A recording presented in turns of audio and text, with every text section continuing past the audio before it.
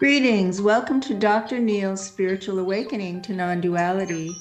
This is Dr. Connie Zweig, and I'll be interviewing my husband who lives in spiritual awakening. You may have heard about this or read about it, but you may not know someone who lives it day to day. We'll be exploring how non-duality developed in Dr. Neil as I've observed it over 25 years, and as he directly experiences it every day. Each podcast will explore a different theme. We look forward to you joining us.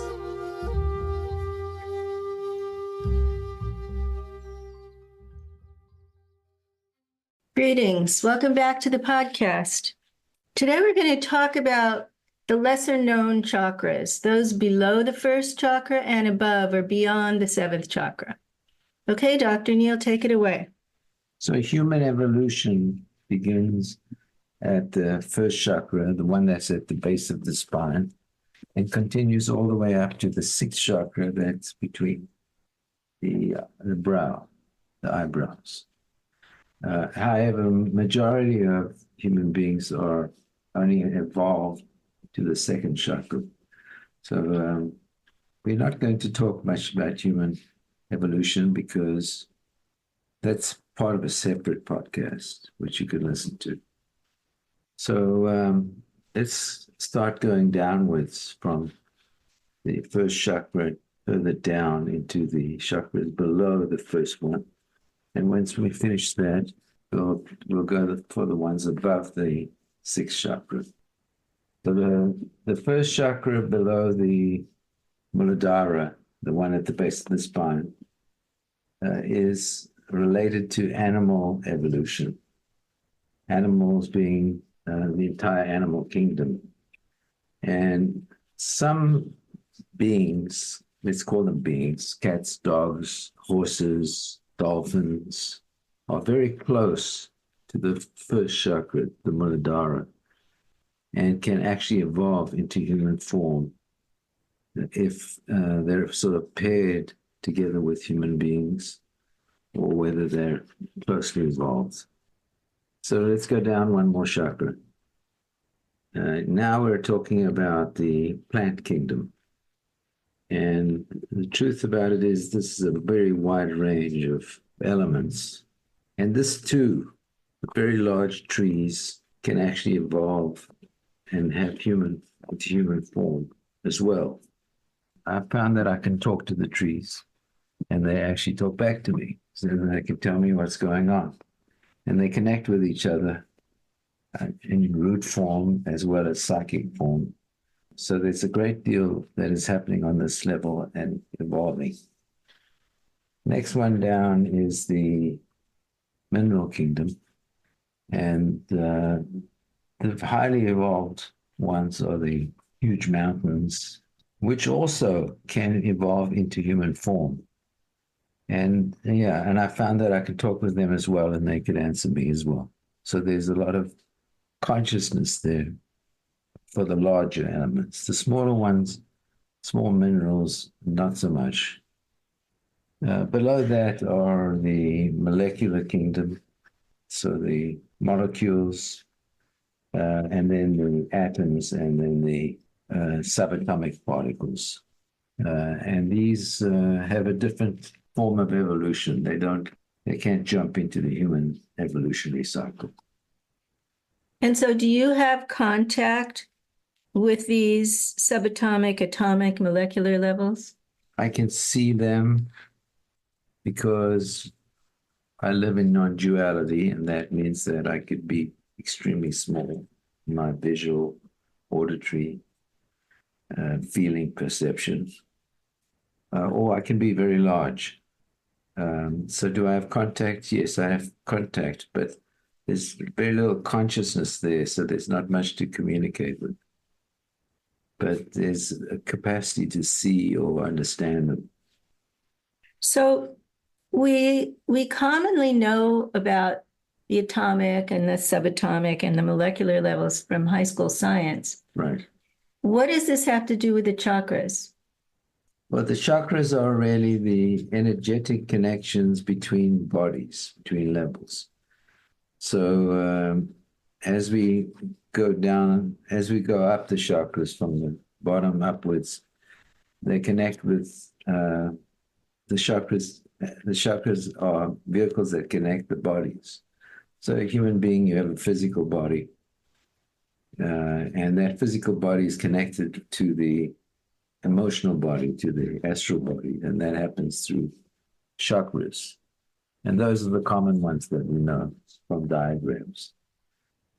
So 7 major chakras, 49 minor chakras, and lots of nadis or energetic nerves. So I'm visualizing this kind of vertical picture of the chakras, like I'm standing there, and these chakras are beneath my root chakra. Correct. But I think there's more than that, right? Because as I'm in the physical body, I live in the physical plane of reality. Yes. I drop my body, I'm to an etheric body, then I'm in the etheric plane. You go up to the etheric plane. And then I go to the astral plane. And I'm functioning in the astral body as we explored in one of the podcasts into the astral plane. So how are these lower chakras connected to planes of reality? Yeah, these planes of reality are created before human beings arrive on the evolutionary cycle.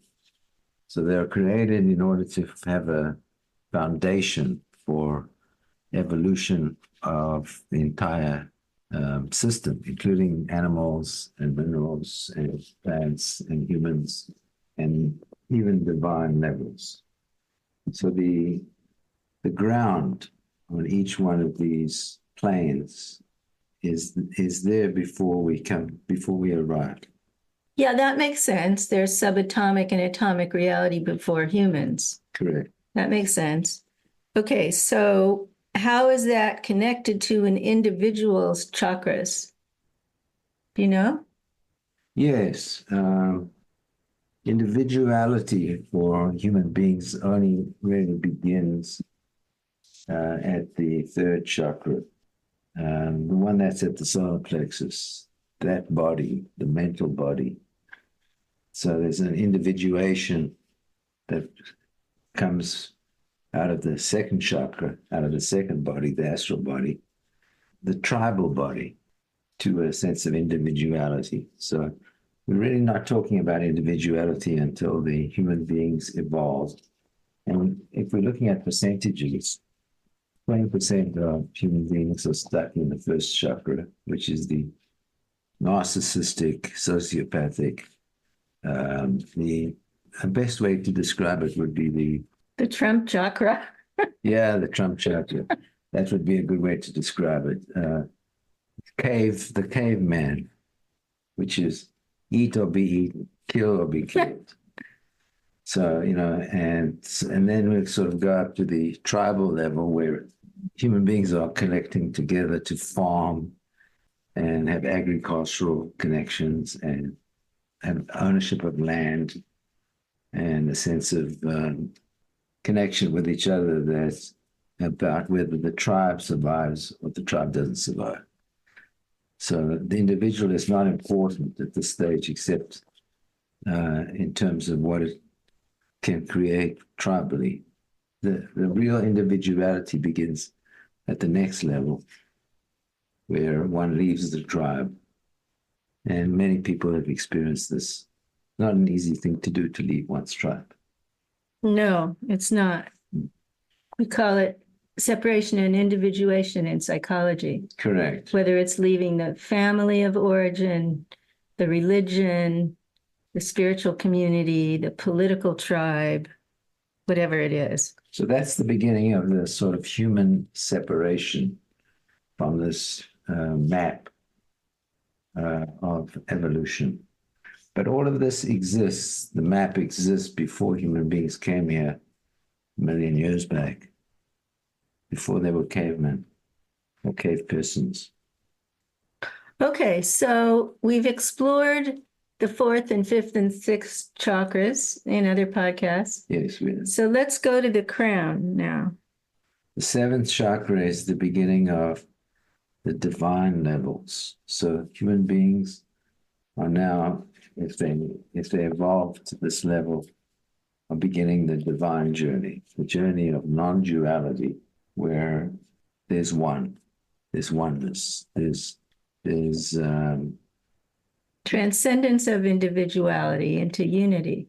yeah, that exists, but one moves from duality in the sixth chakra to non-duality in the seventh chakra. And the simplest form of that is, if I look at a tree, I see in the tree, the essence of the tree is the same as my essence. We're not separate. We're not two, we're one. So, of course, I can see the tree as a separate entity as well, and this is not about the tree, this could be about anything.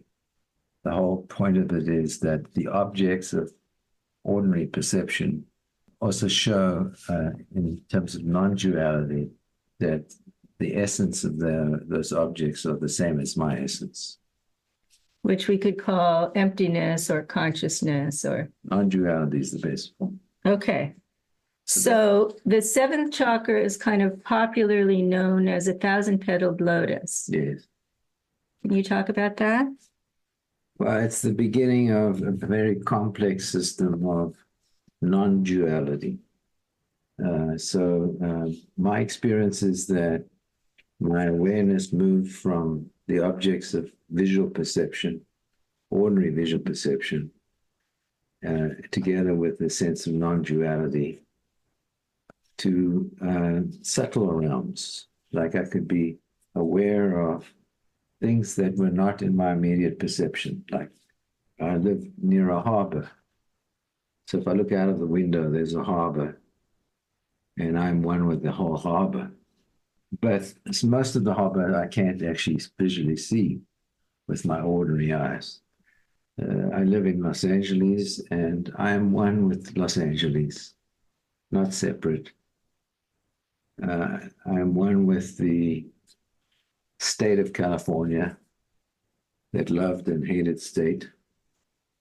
I'm one with the country, United States, and the planet Earth. And as I expand that awareness of non-duality, I'm one with the solar system and the galaxy, and so on. And so these objects are outside of your visual perception, but that doesn't matter anymore. No, it doesn't matter, because the widening of the ability to perceive moves from physical to astral, moves to more and more subtle realms of visual perception. But some people are psychic, and they can see subtle energy systems in the bodies. They can see dead beings like I can. They can talk to them and listen to them. So that could be on the astral plane or the mental plane? It could be, yes. Could be on any plane.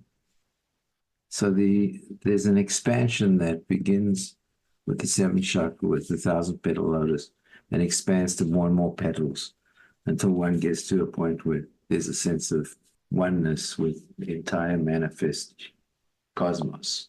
When I say cosmos, I don't mean just the physical universe. I mean the subtle universes too. And does that include the subatomic and atomic? It does. In fact, the only way to experience the subatomic and atomic and molecular, besides electron microscopes, the only way to do it is to actually be non-dual, because then one can actually become extremely small. What do you mean become small? Your consciousness? Well, your consciousness can actually be extremely small, be outside of space, so that it can manifest its awareness at any place in space and time. Okay, so you've often said, I am everything. Mm-hmm. So if your consciousness is identified with everything, then it all opens up to become available to your awareness. Is that what you're saying?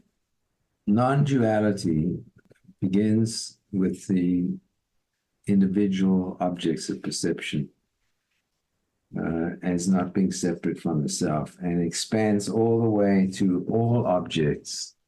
This in essence the same as the self. So, we can talk about it visually, but there's no objects that are not the same as the essence of self. Okay, so the local non-duality of subject and object in, I guess, the sixth chakra expands to a vast cosmic non-duality in the seventh chakra. Correct. Okay, and the petals sounds like they're openings. This is maybe why some people have siddhis or yogic powers and other people don't, or some people have the experiences you're describing and other people don't. Right. So the petals are very complex. There's, they say, there's 1,000 petals. I don't know.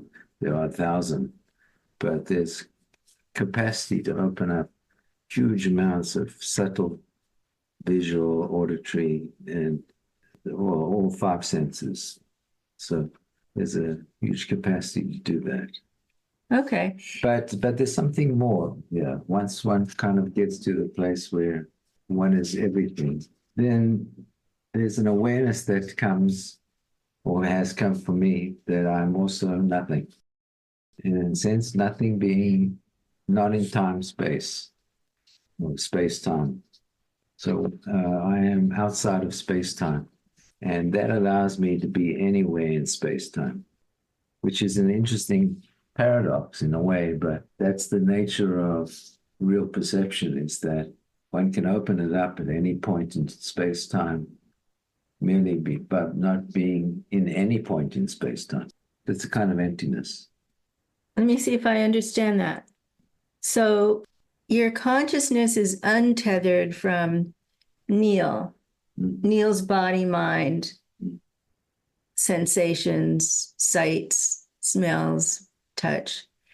And it becomes one with first a near object and then a far object. So subject object dissolves, near far dissolves. Yeah. These dualities begin to disappear, right? That's why we call it non-duality. And in part of this process, at some stage, you experienced that you were empty. Your body, mind was empty, and then that everything was empty. Yes. The subject was empty, the object was empty. Yes. And what can move around in this emptiness beyond space-time is your attention. Well, I don't know what else to call it. That your attention or your consciousness can manifest at any point in space-time. Okay. And that means on the physical world, and that means on the celestial world, and that means on the subtle planes, etheric, the astral, mental, causal. So attention is capable of being anywhere, because one is not separate. One is connected fully with every plane of existence. Okay, and let's just briefly keep going into the upper chakras now that are less familiar. Right. So the emptiness allows us to actually experience any point in space-time. Then there's a 180, a turn around to another level, which is the absolute, which includes everything that one can experience or not experience. It's there. It cannot be known, but you know it's there. It's a very mysterious thing, that one is aware that there is such a thing as the absolute, and yet one is incapable as a human being of knowing and describing and experiencing that state. Yeah, he who says he knows the way doesn't know the way. Yes. It's ineffable. Yes, ineffable. And yet, it's like in religious terms, God is unknowable, beyond knowledge. It's kind of like before there was creation, before there was manifestation. And also before there was this manifestation of this cosmos, there is what we would call the unmanifest. The thought and the idea of the divinity, of having the entire cosmic story be present, be thought, but not manifest, not spoken, as some religions talk about. The vocalization of the universe is what creates it, or the word, the word, or the light. or the light, yeah. So before that, there is an experience of this reality in potential. And one can experience that by separating a very small part of the potential. I call it the knower. And that allows one to actually see into this potential without actually disturbing it.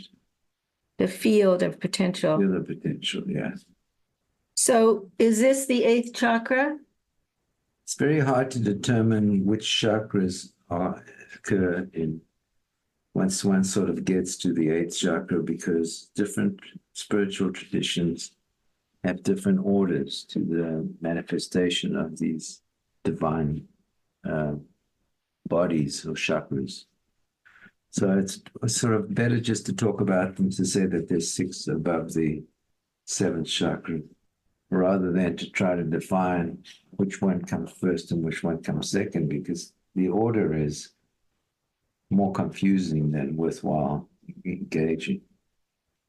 Okay, so the point is that we don't really know much about 6 chakras above the crown, because there haven't been too many people who've reported back.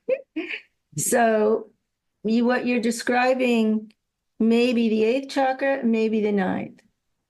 Yes, well, it's there. It's one of them. And maybe the 10th. It's very hard to say what the order is. But there's more. There are non-dual states of cognition. I guess that's the best word, cognition. States like awareness, no subject, no object, no me, no you, no process, just awareness. Like love. Now, we're not talking about the lower forms of love, like human love or love for animals or plants, or There's no subject object. No subject object. No, this love as a precursor for all existence. So people ask me, what comes first, consciousness or love? Love comes before consciousness. And there are many different forms: ecstasy, joy, well-being. There are many different non-dual states of awareness that exist beyond time and space. So those would be affiliated with the upper chakras. Those would be expressions of the upper chakra. Yeah. Yeah. Okay. Do you want to come back to the present moment as we wind down here? There's one more that I'd like to share, which is that non-duality at some point, the fact that there's no I or you or process, cannot exist unless duality exists as well, which is kind of difficult to cognize, but that's what I'm experiencing nowadays, which is that this linear growth through duality to non-duality is actually not linear. It's all there and present at any moment in time, space. And it's also there outside of time, space. Always already present. Always already present, yeah. And now I can go answer your question. Coming back to the moment, what do I experience? I call it total existence. There's nothing that's outside of this existence, this total existence. Meaning it's all in you and you're all in it? Meaning that there's nothing that is not fully present and always has been, and is fully existent and always has been. always will be, and is now. Great. Thank you. Thanks, Dr. Neil. Thank you.